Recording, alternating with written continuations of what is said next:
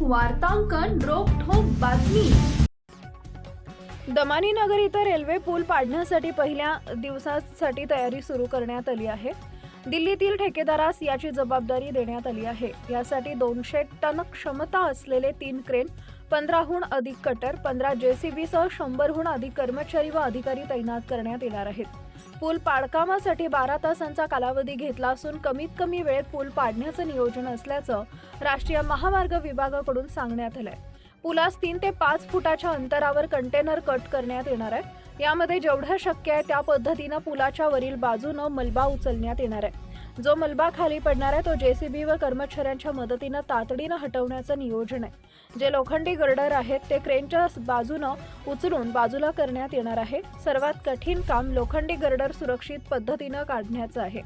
यासाठी सर्वाधिक वेळ जाणार आहे। दिल्लीचा ठेकेदार असून त्यांना पुलाचं पाडकाम करण्याचा 10 वर्षाचा अनुभव असल्याचं राष्ट्रीय महामार्ग विभागाकडून सांगण्यात आलं आहे।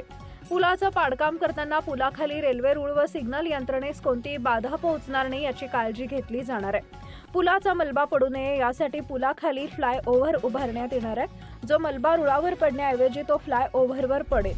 शिवाय रेल्वे सेवा सुरू राहण्यासाठी सिग्नल यंत्रणा सर्वात महत्त्वाची असल्यानं त्याचीही काळजी घेतली जाणार आहे।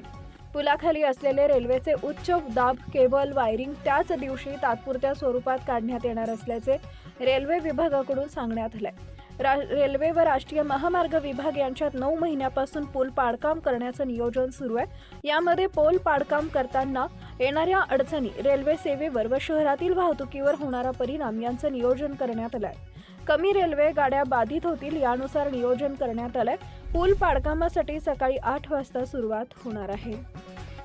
महाराष्ट्रातील महत्त्वाच्या आणि ताज्या बातम्या पाहण्यासाठी आमच्या जय हो न्यूज चॅनलला सबस्क्राइब करा आणि बेल आयकॉन प्रेस करा।